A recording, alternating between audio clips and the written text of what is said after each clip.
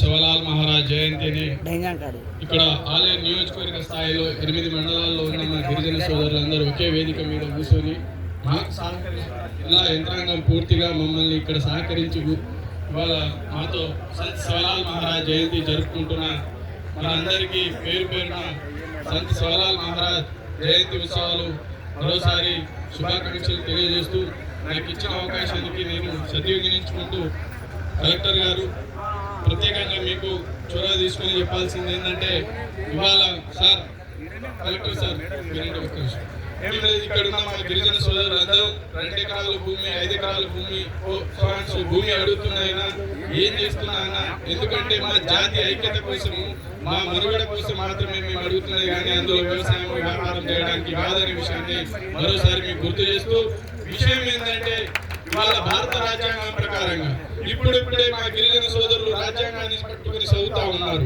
ఈ కాలంలోనే మేమందరం బయటకు రోడ్ల మీద వచ్చి ఎకరాల భూమి అయినా సరే కానీ ఏదైనా అడుగుతున్నాం, ఎందుకంటే ఇవాళ కాన్స్టిట్యూషన్ అమలు చేయమనే ఉద్దేశంతోనే మేము అడుగుతున్నాం. అయితే ఇదే రాజ్యాంగంతో ఇవాళ మీరు 5 నిమిషాలు పక్కకి వెళ్తే మేమందరం ఏ గిరిజనులైనా మా గోర్బోలి భాషలో మేము మాట్లాడతాం.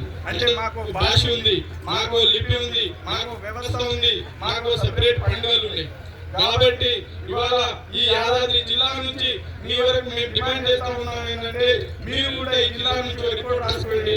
గిరిజనులకు వారి గోర్బోలిని రాజ్యాంగంలో 8వ షెడ్యూల్లో చేర్చాలని అడుగుతున్నారని ఈ వేదిక 286 జయంతి ఉత్సవాల నుంచి మిమ్మల్ని డిమాండ్ చేస్తా ఉన్నాం.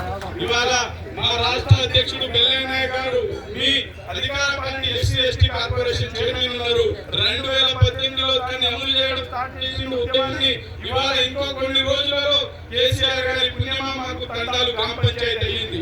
అదే విధంగా 6% ఉన్న రిజర్వేషన్ 10% అమలు చేసుకున్నాం. ఇప్పుడు ఉన్న కాంగ్రెస్ ప్రభుత్వం రాష్ట్ర దేశంలో ఉన్న మోడీ ప్రభుత్వంతో కొట్లాడైనా మేము గిరిజన గోర్బోలిని రాజ్యాంగంలో చేర్చుకునే విధంగా పోరాటం ఏం చేస్తాం, మనమందరం చేయాలి. ఇది నా పార్టీ అతీతంగా కాదు, ఇది నా స్వార్థం కాదు. ఎందుకంటే గోర్బోలి రాజ్యాంగంలో చేరడం వల్ల మనకందరికీ మన భాషలోనే మనం మాట్లాడుకోగలుగుతాం, మన భాషలోనే మనం రాసుకోగలుగుతాం. మనకు సంస్థ ఉంటది, వ్యవస్థ ఉంటది, మనకు యూనివర్సిటీ ఏర్పడుతుంది, మనలో డిపార్ట్మెంట్ ఉంటుందని తెలియజేస్తూ దీన్ని కూడా మీరు ఇక్కడ నుంచి పంపించాల్సిందిగా కోరుకుంటూ నాకు ఇచ్చిన అవకాశానికి ప్రత్యేకంగా ధన్యవాదాలు.